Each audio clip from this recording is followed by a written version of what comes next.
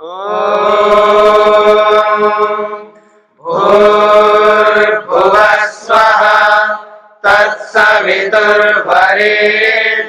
भर्गो देवस्य धीमहि धियो यो नः प्रचोदयात्।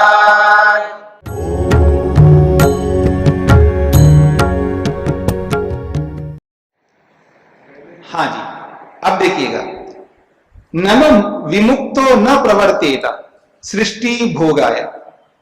कह रहे हैं जो मुक्त हो चुका है वो सृष्टि में प्रवृत्त ना हो, ये तो बात समझ में आती है। किंतु प्रधानस्य विभुत्वात् सर्वत्र तस्य सृष्टि कार्याय प्रवृत्तत्वात् विमुक्तस्यापि तत्सृष्टे उपगमनम तो भविष्यति। प्रश्नकर्ता कह रहा है ठीक है, जिसने मुक्ति को प्राप्त कर लिया वो सृष्टि के प्रति प्रवृत्त ना हो, मान लेते हैं, लेकिन प्रकृति तो विभु है, यानी सृष्टि जो है विभु है, सर्वत्र है। तो सर्वत्र होने के कारण से वो सर्वत्र सृष्टि को कार्य के रूप में, सृष्टि कार्य रूप में बनाए रखने के लिए सर्वत्र प्रवृत्त होगी, तो मुक्त आत्मा के प्रति भी प्रवृत्त होगी, क्योंकि सब जगह है।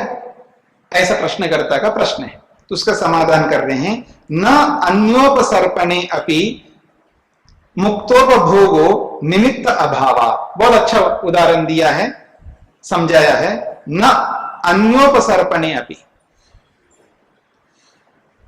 प्रकृति का उपसर्पण होने पर भी, यानी प्रकृति उसकी ओर कितना ही आ जाए, मुक्त उपभोगो न, मुक्तात्मा उसको उपभोग नहीं करता। क्यों? निमित्त अभावात्, उसके अंदर उसको भोगने का कारण ही नहीं है, अविद्या ही नहीं है, वासना ही नहीं है, संस्कार ही नहीं है, कर्म ही नहीं है, तो क्यों प्रवृत्त होगा? मेरी बात समझ रहे हैं?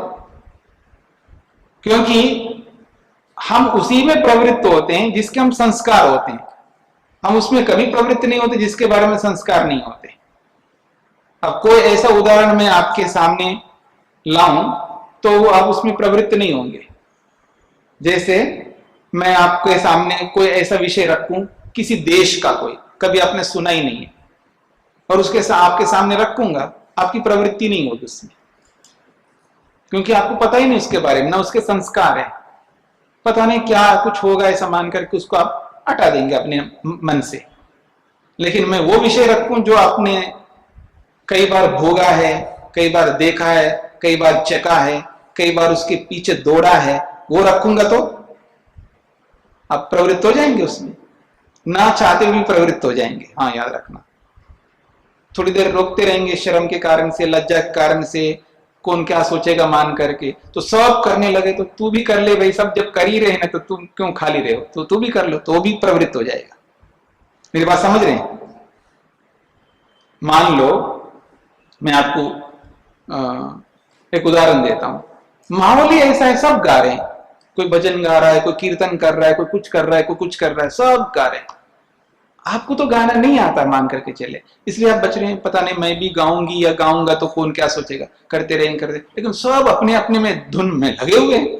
तो आप क्या करोगे? अब मेरे को रहना है, यहां से तो बाहर निकल नहीं सकता, अब यहीं रहना है मेरे को, तो आप भी कुछ ना कुछ करते रहोगे मन मन में, या कुछ ना कुछ गुनगुनाते रहोगे, जैसे भी गाओगे कुछ तो बोलोगे ना, ऐसे तो है ही नहीं कि आप गाओगे नहीं। क्यों? माहौल करवा देगा ना आपको। क्यों? संस्कार है आपके अंदर। तो आपके अंदर संस्कार है या आपने उसको किया है, ना तो आपके अंदर अविद्या है, ना आपके अंदर संस्कार है, ना आपके अंदर वैसे कर्म है, तो आपकी प्रवृत्ति क्यों होगी? नहीं होगी, यही कहना चाहते हैं। तो देखे, भोग्याया प्रधान सृष्टे उपसर्पणे मुक्त समीप गमने अपि। भोग्याया, भोग्य के लिए, यानी प्रधान सृष्टे उपसर्पणे, भोग करने के लिए प्रकृति की सृष्टि, मुक्त समीप गमने अपि, मुक्त व्यक्ति के समीप जाने पर भी मुक्तस्य उपभोगो न भवति, उस मुक्त आत्मा उपभोग नहीं करता। क्यों?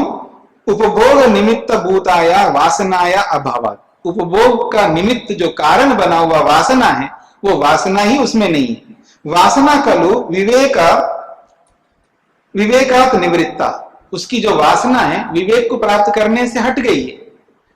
तस्मात् मुक्तस्य समीपे अपि प्राप्ताया प्रधान सृष्टि उपभोगो न भवति। इसलिए मुक्त आत्मा के समीप सृष्टि कितना ही जाए तो भी वो उसका उपभोग नहीं करता, क्योंकि उपभोग करने का जो कारण है उसके अंदर है ही नहीं, तो क्यों करेगा। ये बात है। सूत्रार्थ,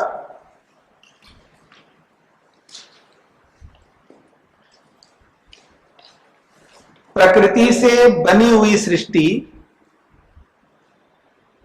प्रकृति से बनी हुई सृष्टि, प्रकृति से बनी हुई सृष्टि मुक्तात्मा के समीप आने पर भी, मुक्तात्मा के समीप आने पर भी, मुक्तात्मा के समीप आने पर भी मुक्तात्मा का उपभोग नहीं होता। मुक्तात्मा का उपभोग नहीं होता,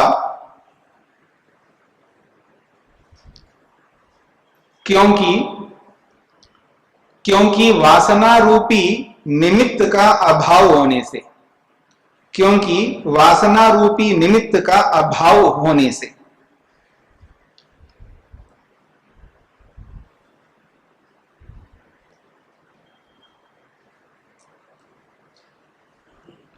इससे क्या बात सिद्ध हो रही है? इससे ये बात सिद्ध हो गई, तो दुनिया में कुछ तो मुक्त होते हैं और कुछ बद्ध होते हैं, ये बात सिद्ध होती है। ये बात सिद्ध हो गई ना।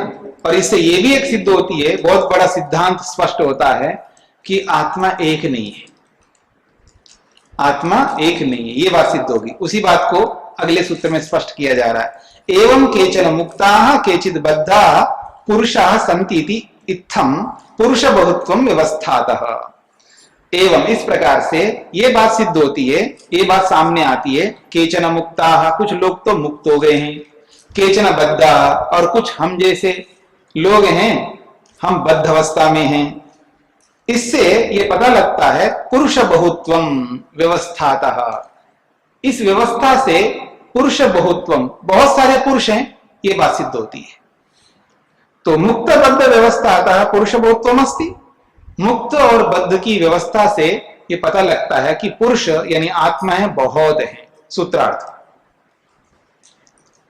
मुक्त और बद्ध की व्यवस्था से, मुक्त और बद्ध की व्यवस्था से,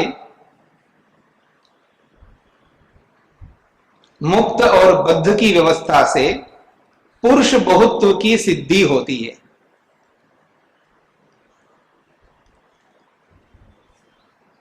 पुरुष बहुत्व की सिद्धि होती है।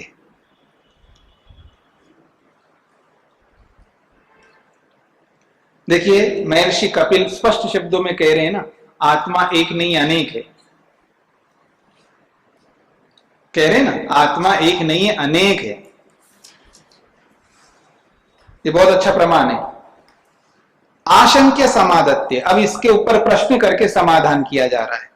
उपाधिश्चेत तत्सिद्धो पुनर्द्वैतम। पूर्व पक्षी कहता है ये जो पुरुष बहुत्व आप कह रहे हो उपाधि के कारण से है, वैसे तो पुरुष एक ही है। ये पूर्व पक्षी का कथन है। उपाधि के बारे में समझते हैं ना, उपाधि किसको कहते हैं? बहुत बार आ चुका है और बहुत बार बता चुका हूं मैं। उपाधि उसको कहते हैं जो जुड़ता है आपके साथ में, जो जुड़ता है उसको उपाधि कहते हैं। जैसे शरीर जुड़ा है तो शरीर उपाधि है। आश्रम आपके साथ जुड़ा है तो यह आश्रम आपका, आपके जीवन में उपाधि है। ठीक है ना। जैसे आप ग्रेजुएशन करते हैं तो डिग्री आपके साथ जुड़ती है ना, वो डिग्री भी उपाधि है आपके लिए। और आपने अपने नाम के पीछे कुछ लिख दिया है ना, गर्ग लिख दिया, तो गर्ग आपकी उपाधि है। ठीक है ना। तो आप जो भी गोत्र लिखते हैं या कुछ भी लिखते हैं वो आपकी उपाधि है। तो जो आपसे जुड़ता है ना उसको उपाधि कहते हैं। तो कहता उपाधि के कारण से बहुत पुरुष दिखते हैं, वास्तव में पुरुष तो एक ही है, ऐसा प्रश्नकर्ता कह रहा है। मेरी बात समझ रहे हैं? उपाधि के कारण से बहुत लगते हैं। ये जो शरीर है ये उपाधि है, आत्मा तो एक ही है। हम सब में आत्मा एक है, प्रश्नकर्ता कह रहा है। अद्वैतवादी कह रहा है कि सब एक ही है, अलग अलग नहीं है। ये तो उपाधि के कारण से अलग दिख रहे हैं। शरीरों के कारण से अलग दिख रहे हैं, शरीर अलग अलग है हम मानते हैं, लेकिन इन सब शरीरों में रहने वाली आत्मा एक ही है, इसलिए आत्मा एक है, ऐसा पूर्व पक्षी का कथन है। तो कह रहा है उपाधि चेत तत्सिद्धो, यदि उपाधि के कारण से बहुत्व की सिद्धि होती हो तो भी हम कहते हैं तब भी पुरुष बहुत्व की सिद्धि होती है। तो कह रहा है पुनर्द्वैतम, द्वैत की तो द्वैत का खंडन नहीं कर सकते तब भी आप। समझ में आ रही मेरी बात? अब ये भी नहीं समझ में आया तो बहुत मुश्किल हो जाना चाहिए, ये तो क्लियर एकदम स्पष्ट दिखाई दे रहा है। पकड़ में आ गए ना? आपने कहा उपाधि के कारण से बहुत्व की सिद्धि होती है, अब वहीं से पकड़ लिया सिद्धांती ने उसको। आपने उपाधि के कारण से बोला ना, तो उपाधि अलग माना है ना आपने। जब उपाधि अलग होते ही तो दो हो गए ना दुनिया में, तो आप एक ही कैसे बोलते हो? ब्रह्म सत्यम जगत मिथ्या क्यों बोलते हो? केवल एक ब्रह्म ही सत्य है और कुछ नहीं है, ये कैसे बोल सकते हो? क्योंकि आपने उपाधि को माना है। उपाधि को मानते तो दो हो गए, एक आत्मा एक उपाधि, दो हो गए ना, तो फिर अद्वैत कहां रहा? बात समझ में आ रही है? ये कहना चाहते हैं वो। कहते उपाधिश्चेत तत्सिद्धो, उपाधि के कारण से पुरुष बोध की सिद्धि माने तो कहते पुनर्द्वैतम, तब भी द्वैत की सिद्धि होगी। कहते हैं पुरुषस्य मुक्त बद्धत्वयोः कारणम उपाधिरस्ति, मुक्त और बद्ध के विषय में जो आपने बात कही है, उस मुक्त आत्मा का बद्ध आत्मा का कारण है क्या है? उपाधि। एक मोक्ष उपाधि है और एक शरीर उपाधि है। इन उपाधियों के कारण से पुरुष बहुत्वम, पुरुष अनेक है। पुरुषस्तु एक एवा, वास्तव में तो पुरुष एक ही है, ये तो उपाधि अलग अलग है। मुक्तत्वम बद्धत्वम च अधिकृत्य पुरुष बहुत्व साधनम न युक्तम। पूर्व पक्षी कह रहा है आप मुक्तत्व को लेकर के बद्धत्व को लेकर के बहुत सारे पुरुष ऐसा बोल रहे हो, ये बात आपकी गलत है। ये तो उपाधि के कारण से, उपाधि को लेकर के आप आत्माओं को बहुत सिद्ध नहीं कर सकते हो, ये कहना चाह रहे हैं। यथा तद बहुत्व बहुत्व उपाधि कृतमिति, वो जो बहुत्व है उपाधि के कारण से। तो इति चेद उच्चेता, यदि ऐसा पूर्व पक्षी कहे तर्री, तब हम समाधान करते हैं उपाधि तो भेद सिद्धो पुनस्तथैव द्वैतम। उपाधि के कारण से आप द्वैत भेद की सिद्धि करते हो तो तथैव द्वैतम, तो द्वैत की तो सिद्धि हो ही जाएगी उपाधि के कारण से। मुक्तत्व बद्धत्वे स्थिते एव तेन केचन मुक्ता केचिद बद्धा सन्ति पुरुषा इति तथैव पुरुष बोधत्वं सिद्धम तिष्ठति एव। जब आपने उपाधि के कारण से बहुत्व को मानते हो, तो उपाधि के कारण से बहुत्व को मानते हैं, तो द्वैत की तो सिद्धि हो जाएगी। एक उपाधि अलग हो गई और पुरुष अलग हो गया, क्योंकि उपाधि को तो आपने माना है, तो द्वैत की सिद्धि हो ही रही है। इस द्वैत को सिद्धि कर रहे तो बहुत मानने में क्या दिक्कत है? जब दो को मान लिया तो तीन को मानने में क्या दिक्कत आ रही है?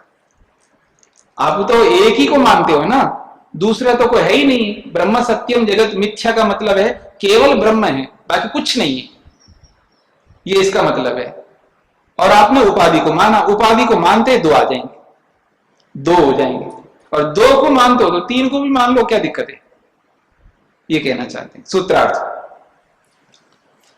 मुक्तत्व और बद्धत्व, मुक्तत्व और बद्धत्व का कारण, मुक्तत्व और बद्धत्व का कारण,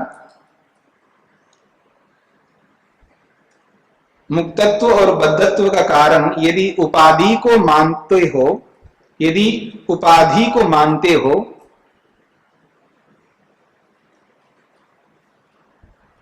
यदि उपाधि को मानते हो तब भी उपाधि के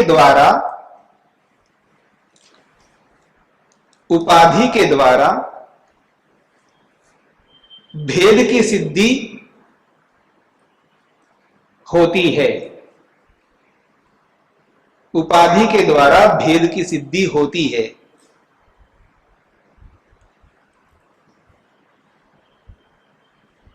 द्वैत को स्वीकार करना ही होगा, द्वैत को स्वीकार करना ही होगा।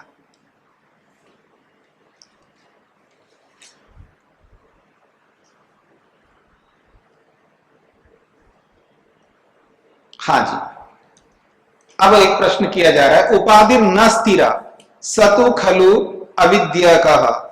मिथ्या असत्य तेन न पुरुषस्य मुक्त बद्धत्व भेदो अपि स्थिरः तस्मात् न पुरुष बहुत्वम इति अत्र उच्यते। अब उपाधि के कारण से भी द्वैत की बात कही दिया सिद्धांती ने, तो पूर्व पक्षी ने एक प्रश्न प्रस्तुत किया, उपाधि न स्थिरा, उपाधि तो स्थिर नहीं है। स तो खलु अविद्यकः, वो तो अविद्या के कारण से उपाधि मिल गया, हमेशा थोड़ा रहता है वो उपाधि, और मिथ्या है वो, और असत्य है। तेन न पुरुषस्य मुक्त बद्धत्व भेद, उस असत्य मिथ्या अविद्या वाले उपाधि को लेकर के आप मुक्तत्व बद्धत्व का भेद मत करो, क्योंकि अस्थिर को आप कारण नहीं बना सकते। तस्मात् न पुरुष बहुत्वम, इसलिए पुरुष अनेक नहीं है, ऐसा पूर्व पक्षी कहना चाहता है। अब इसका उत्तर सिद्धांती सूत्र के द्वारा दे रहे हैं, द्वाभ्याम अपि प्रमाण विरोध, उपाधेर द्वाभ्याम प्रकाराभ्याम स्थिरत्व अस्थिरत्वाभ्याम व वास्तविक अवास्तविकाभ्याम सत्यत्व मिथ्यत्वाभ्याम अपि खलु प्रमाण विरोधो अस्ति। तो कहते हैं उपाधिर द्वाभ्याम प्रकाराभ्याम, उपाधि के दो प्रकार होने से, एक बद्धत्व और एक मुक्तत्व, इस तरह का दो प्रकार के उपाधियों के होने से, एक स्थिर के रूप में एक अस्थिर के रूप में, ये यूं कहिए एक अविद्या के रूप में एक विद्या के रूप में, या आप ये भी कह सकते एक सत्य के रूप में एक असत्य के रूप में, तो भी प्रमाण विरोधो अस्ति, प्रमाण विरोध है, यानी ऐसा कोई प्रमाण नहीं है। प्रमाणम कलो पुरुष बहुत्वस्य, प्रमाण तो पुरुष बहुत होने का है, एक पुरुष होने का प्रमाण नहीं है, बहुत पुरुष होने का प्रमाण है। जैसे ये तद विदु अमृता ते भवन्ति अथ इतरे दुखमेव अपीयन्ति, बहुत स्पष्ट प्रमाण है। ये तद विदु, जो जो लोग, बहुवचन में दे रहे हैं देखिएगा, ये तद विदु, तद ईश्वरम, जो लोग उस ईश्वर को विदु जानते हैं, जो जो व्यक्ति उस ईश्वर को जानते हैं, अमृतास्ते भवंती, वो अमृत हो जाते हैं, वो अमर हो जाते हैं। जो परमात्मा को जान लेते वो अमर हो जाते हैं। अथ इतरे, और जो परमात्मा को नहीं जानते दुखमेव अपीयन्ति, वो दुख को ही प्राप्त होते हैं। कितना स्पष्ट बता दिया, और बहुवचन में बता दिया। तो बहुत्व, पुरुष बहुत्व को कहने के लिए प्रमाण है। अत्र प्रमाणे मुक्ता भी बहवो बद्धा भी बहवा, इस प्रमाण में स्पष्ट दिखाया है मुक्तात्मा भी बहुत है और बद्धात्मा भी बहुत है। उपाधे स्थिरत्वे मुक्तो बद्धश्च इति पुरुष द्वैतमेव आयाति। उपाधि स्थिरत्वे, उपाधि के स्थिर मानने पर मुक्त और बद्ध ये दोनों पुरुष द्वैतमेव आयाति, दो पुरुषों की तो सिद्धि हो ही जाती है। बद्धो व मुक्तो व द्वौ एव पुरुषो स्याताम, या तो बद्ध हो या मुक्त हो, दो ही पुरुष होना चाहिए। न पुरुष बहुत्वम मुक्त बहुत्वम बद्ध बहुत्वम च, यदि दो भी मान लेते हैं आप तो फिर दो ही होने चाहिए, एक बद्ध होना चाहिए और एक मुक्त होना चाहिए, बस इतना ही होना चाहिए। लेकिन प्रमाण ये नहीं कहता बहुत सारे बद्ध हैं ये भी बोल रहा है और बहुत सारे मुक्त हैं ये भी बोल रहा है, इसलिए पुरुष बहुत्व को कह रहा है प्रमाण, न तो द्वित्व को कह रहा है और न एक को कह रहा है। इत्थम उपादेह प्रकार द्वयम प्रमाण विरुद्धम, इस प्रकार से उपादेय प्रकार द्वयम, उपाधि का जो दो प्रकार बताया आपने, इसमें प्रमाण ही विरुद्ध है उसका। प्रमाणे तो मुक्ता भी बहवो बद्धा भी बहवा, प्रमाण में तो मुक्तात्मा को भी बहुत बताया है और बद्धात्मा को भी बहुत बताया है। संति तस्मात् पुरुष बहुत्वम सुतराम सिद्धम, इसलिए शीघ्रता से कहो या सरलता से कहो, अनायास कहो, बहुत सारे पुरुषों की सिद्धि होती है, न एक की और न दो की। अनिरुद्ध वृत्तो विज्ञान भिक्षु भाष्ये च इदं च अतः पूर्वं च उभे सूत्रे द्वैतम साधयितुम अन्यथा व्याख्यायते। कहते हैं अनिरुद्ध ने और विज्ञान भिक्षु ने, इन दोनों ने इस सूत्र को और इससे पहले 45वें और 46वें सूत्रों को गलत ही अर्थ किया है, कुछ और ही अर्थ कर दिया है, ये कहना चाह रहे हैं। वो कहते हैं ते इमे सूत्रे पूर्व पक्षम उत्थाप्य पुरुष बहुत्व साधनाय स्तः। ते इमे सूत्रे, वो जो दो सूत्र हैं 45वां 46वां, ये दो सूत्र पूर्व पक्ष को उठा करके पुरुष बहुत्व को सिद्ध करने के लिए हैं, ऐसा उन्होंने व्याख्या की है। नहीं द्वैत साधनाया, द्वैत को सिद्ध करने के लिए नहीं है, ऐसा उन्होंने व्याख्या की है। तत्र उत्तर सूत्रे द्वाभ्याम अपि प्रमाण विरोधा, ये जो 47वां सूत्र है, इत्यत्र प्रमाण विरोध कथमिति न कांचित श्रुतिम उद्धृत्य उदाहरित्य च प्रदर्शितम। इस द्वाभ्यामपि प्रमाण विरोध इस सूत्र को व्याख्या करते हुए किसी भी श्रुति को या किसी भी उदाहरण को उद्धृत करके प्रदर्शित नहीं किया। विज्ञान भिक्षु भाष्ये तो पुरुषो अविद्या इति च अप्रासंगिकम कल्पितमत्र, और विज्ञान भिक्षु ने तो और आगे बढ़ करके पुरुषो अविद्या, पुरुष को ही अविद्या मान दिया, ऐसे अप्रासंगिक गलती अर्थ कर दिया उन्होंने, ये कहना चाहते हैं सूत्रार्थ।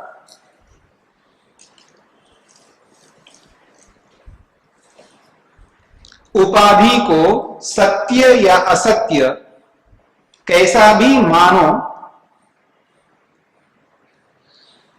उपाधि को सत्य या असत्य कैसा भी मानो,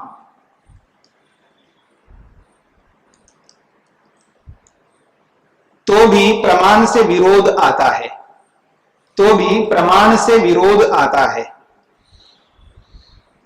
उपाधि को सत्य या असत्य कैसा भी मानो तो भी प्रमाण से विरोध आता है, क्योंकि प्रमाण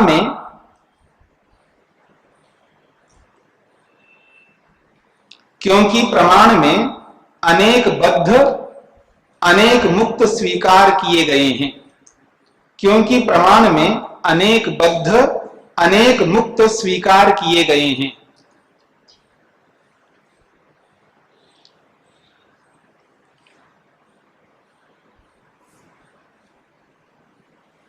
हाँ जी, स्पष्ट हो गया जी। ननो अद्वैत श्रुतिरपि तु अस्ति। अब पूर्व पक्ष कहता है, आप कह रहे हैं कि श्रुति जो है पुरुष बहुत्व को कहता है। हाँ जी, प्रश्नकर्ता कह रहा है, आप कह रहे हैं श्रुति जो है पुरुष बहुत्व को कहता है, ये बोल रहे हो आप, ये तो गलत बात है। श्रुति ये भी कहते हैं, अद्वैत को भी कहता है श्रुति। कहते हैं ननु अद्वैत श्रुतिरपि अस्ति, अद्वैत को कहने के लिए भी श्रुति है, जैसे कि असंगो ही अयम पुरुष। तो देखिए अद्वैत को कह रहा है, एक ही पुरुष को कह रहा है, यहाँ बहुत्व को तो नहीं कह रहा है, ये पूर्व पक्षी कह रहा है। इत्थम तो एकत्व बहुत्व प्रतिपादिक श्रुतियों परस्परम विरोध आपद्यते। ऐसा करने पर तो ये तो श्रुति में ही विरोध आएगा। एक जगह श्रुति कह रही है एक ही पुरुष, और एक जगह श्रुति कह रही थी पुरुष बहुत, तो अपने आप में विरोध है। श्रुति स्वयं अपनी बात का विरोध कर रही है। अत्र उच्यते, इसका समाधान कर रहे हैं, द्वाभ्याम अपि अविरोधात् न पूर्वम उत्तरम च साधक अभावात्। वो कहते हैं पुरुष एकत्व बहुत्व प्रतिपादिक श्रुतिभ्याम सांख्य सिद्धांतस्य अविरोध एव अस्ति। वो कहते हैं पुरुष को एक के रूप में श्रुति बता रही हो या पुरुष को बहुत्व के रूप में श्रुति बता ही रही हो, उसमें सांख्य सिद्धांत में कोई विरोध नहीं आता। एक बता रही है श्रुति तो भी ठीक कह रही है, पुरुष बहुत बता रही है वो भी ठीक कर रही है, इससे सांख्य सिद्धांत में कोई विरोध नहीं आता। क्यों? तत्र एकत्व श्रुते जाति परत्वात् उक्त पूर्वत्वात्। जहां पुरुष एक है ऐसा जो श्रुति कह रही है वो जाति परक कह रही है, क्योंकि जाति एक होती है, जाति अनेक नहीं होती है। तो जब पुरुष प्रमाण में कहीं श्रुति में एक दिखाई दे रहे हो तो समझ लेना वो जाति में एक है, क्योंकि पहले हमने कही दिया है असंगो ही अयम पुरुष, ये पुरुष असंग है, ये जाति के रूप में कहा है। अत्र जाति परत्वम एक वचनम, ये जाति परक है इसलिए वहां एक वचन में दिखाया है, क्योंकि हम स्वयं सूत्र बनाए हैं न अद्वैत श्रुति विरोधा जाति परत्वात्। जहां जहां अद्वैत परक श्रुति है उसमें सांख्य सिद्धांत में कोई विरोध नहीं है, क्योंकि जाति परत्वात्, वो जाति परक कथन किया गया है, ऐसा हमने पहले कही दिया है, पहले अध्याय में कही दिया ना। तो ऐसा तो उक्तम ही पूर्वम तथा बहुत्व श्रुतेर व्यक्ति परत्वात् पुरुष बहुत्वम अस्ति। और जहां श्रुति में बहुत्व की चर्चा है वो व्यक्ति परक है, वहां जाति परक नहीं है। तो जहां श्रुति में बहुत सारे पुरुषों की चर्चा की है वहां व्यक्ति परक है, और जहां श्रुति में एक ही पुरुष की चर्चा की है वो जाति परक है। तस्मात् न अन्यथा पुरुष बहुत्व कल्पनात् अदोषा यथा उपाधितः पूर्व दोष उक्ता। कहते हैं न अन्यथा पुरुष बहुत्व कल्पनात् दोष अदोषः, तो इसलिए कह रहे हैं न अन्यथा, ये अन्यथा नहीं है, न अन्यथा यानी ये गलत अर्थ में नहीं है। पुरुष बहुत्व कल्पना, पुरुष बहुत्व की कल्पना से ये अलग नहीं है, इसलिए कोई दोष नहीं आता। यानी श्रुति ने जहां बहुत सारे पुरुषों की बात कही है ये गलत नहीं है, क्योंकि व्यक्ति को लेकर के कही है। यथा उपाधितः पूर्व दोष उक्तः, जिस प्रकार उपाधि को लेकर के आपने दोष कह दिया था वैसा यहां दोष नहीं है श्रुति में। न च उत्तर दोष, और न ही उत्तर सूत्र में दोष है, 47वें सूत्र में दोष है। इसलिए प्रमाण विरोधो भवति, इसलिए प्रमाण से आपकी बात विरुद्ध होता है। सांख्य सिद्धांतः अत्र साधकम साधक अभावात् तत्र दोष साधक अभावात्। सांख्य सिद्धांत में पुरुष एक है ऐसा सिद्ध करने वाला कोई भी प्रमाण ना होने से, साधक अभावात् यानी पुरुष एक है इसको सिद्ध करने का कोई भी साधक प्रमाण न होने से, तत्र दोष साधक अभावात्, अर्थात दोष को सिद्ध करने का कोई प्रमाण नहीं है। यानी पुरुष एक है इस बात को सिद्ध करने का कोई प्रमाण नहीं है। सूत्रार्थ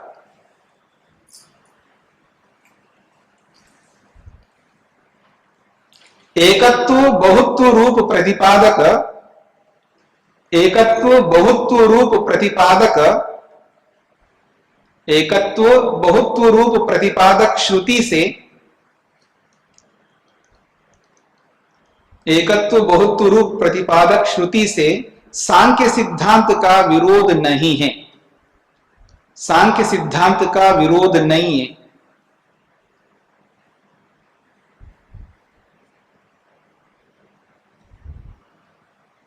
इसलिए पूर्व दोष और उत्तर दोष दोनों ही सिद्ध नहीं होते, पूर्व दोष और उत्तर दोष दोनों ही सिद्ध नहीं होते।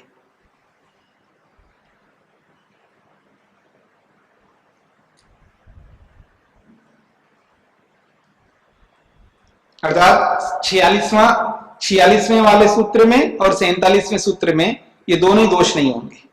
पूर्व दोष उत्तर दोष दोनों ही सिद्ध नहीं होते। आप द्वारा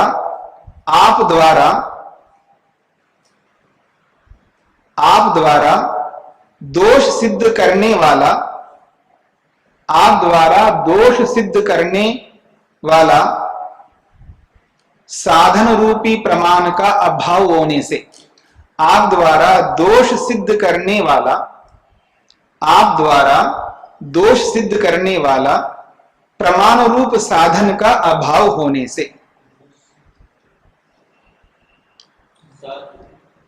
आप द्वारा दोष सिद्ध करने वाला प्रमाण रूप साधन का अभाव होने से।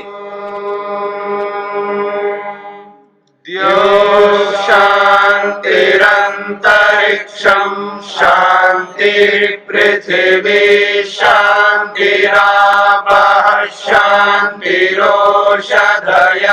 शांतिः वनस्पतयः शांतिर्विश्वे देवाः शांतिर्ब्रह्म शांति सर्वं शांति शांतिरेव शांति क्षमा शांतिरेधि। ओम शांति शांति शांति।